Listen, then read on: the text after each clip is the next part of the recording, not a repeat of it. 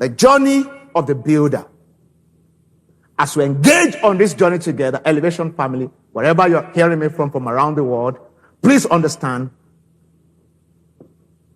that as we examine this three-part journey of a builder, that you recognize the true state of things. This is what I cannot overemphasize today, recognizing the true state of things.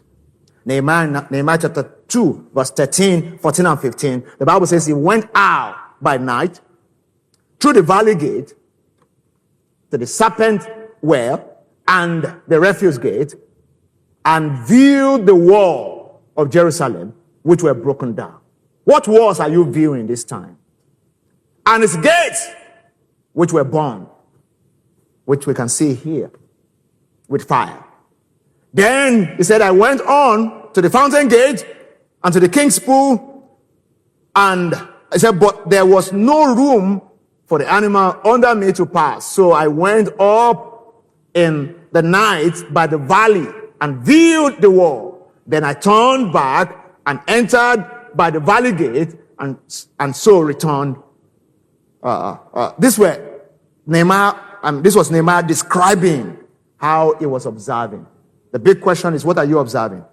Yeah. You cannot solve a problem that you refuse to acknowledge.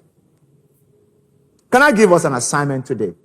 Maybe as you get home, after the service, can you at least write some things down? I want to pay more attention. I want to observe this. I want to observe that, because I believe that God is rebuilding this season. There's a grace that is available. I want to tap into it. You cannot enjoy the grace except you are set out intentionally to outline, just like Nehemiah did. These are the areas that I believe God needs to build or rebuild. And let me pause to quickly say this. I know I need to wrap up, but let me pause to quickly say this. In Matthew 7, I think from about 23 or so, Jesus was describing two kinds of builders. The people who build on solid ground and the people who build on sand.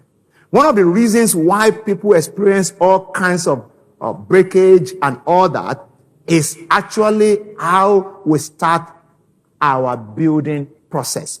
How we build and what we are building on.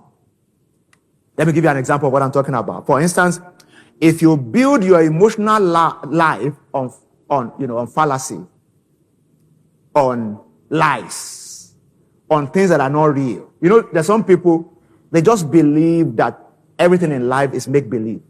Yeah, packaging. All right? You build your relational life, your emotional life on packaging. When packaging starts to fail,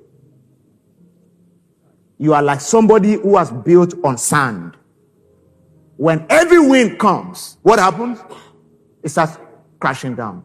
One of the things that God is doing this season, I hear it loud from the Holy Spirit, is that it's shifting people to build on solid ground. To start to build on the Word of God. To start to build on the rock of our salvation, Jesus Christ. Because many people have built on lies, misinformation, built, on negative emotion. People get into a relationship or even marriage on rebound.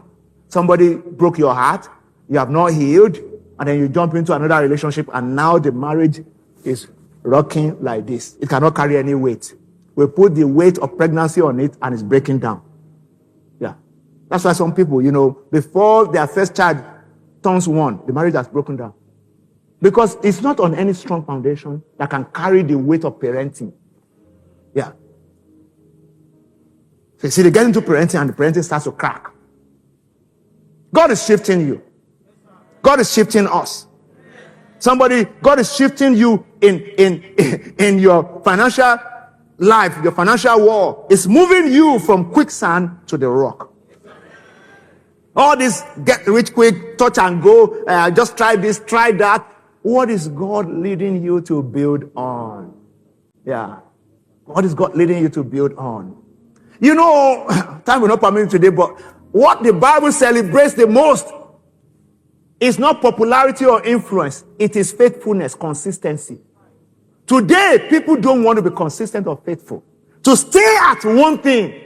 In the gig economy that we're in right now, it celebrates, touch and go. I have 3 jobs. I'm trying to, today I'm here, tomorrow I'm there. Young people today, you want to take a job and do it for 6 months and move to something else. We don't build life like that. No, you cannot build something that will last like that. Well done, good and faithful servant. You have been faithful over a little, more shall be added. That's the principle of the scriptures. That's the principle of the scriptures. It may not be a popular truth, but that's the scripture. That's the scripture. And the shortest distance between 2 points is a straight line. All right? All this meandering. You are a tailor today, caterer tomorrow. And very soon, cybersecurity. Just moving like evil spirit. God wants to build through you and in your life. It's better to settle into God, examine like Nehemiah did, and observe what God is doing and what God wants to do through you. And pay attention, because God has a plan and He wants you to walk with Him and fulfill His plans, not just your agenda. Not just your agenda. And as we start to observe, what happens is the revelation from God, which is an invitation to join God to build something, starts to come to us. That's what happens. Nehemiah observed, and then his observation led to revelation. Revelation is an invitation. When God is revealing something to you, is that He wants you to come and build with Him. God does not show you the ruins to frustrate you. It is meant to spark a burden.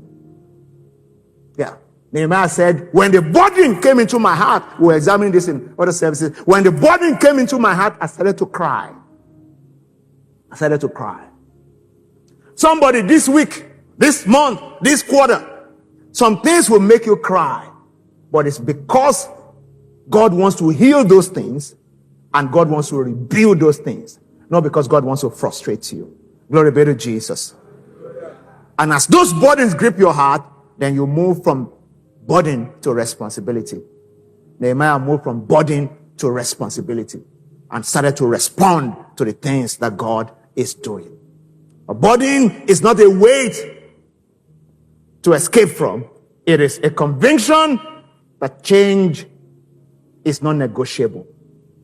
So when you look at what is broken, whether it's a child, whether it's a marriage, whether, it's a family unit, whether, it's a life, an emotional life, I just realized that depression is coming and going. Emotion is broken. As God puts a burden in your heart, it leads to a conviction that something is about to break. I read the story of a lady who became depressed, and she wouldn't leave her room. And she would put a curtain, put off the light. 3-4 days. Her cousin was living with her. She ran away because she thought, look, I can't cope. Obviously, there's a demon in this house. That one ran away. She said, after a while, it just dawned on her that she needed to do something different. She started to think about her life again. And all of a sudden, she summoned the courage to start to pray. And as she started to pray, God started to talk to her. That you're feeling depressed, but this depression, at the root of it, is the spirit of rejection. And she started to sing and rebuke the spirit of rejection. And rebuke the spirit of rejection. And within 24 hours, what has taken her 2 weeks, that she did not go to work, she did not do anything. Her whole house dark. She was the one putting on the light and speaking. I rebuke the spirit of rejection. I'm not rejected, I'm accepted. But it was a revelation that came to her. Till tomorrow, she's not depressed again. She got a personal revelation that she was dealing with rejection. Every other thing was attaching themselves to rejection. It was breaking her relationship, stopping her from being able to work well at work and all that. Her whole wall was crashing down. But all of a sudden, God stepped in. And everything started to turn around. Rise on your feet, everybody. Glory to Jesus.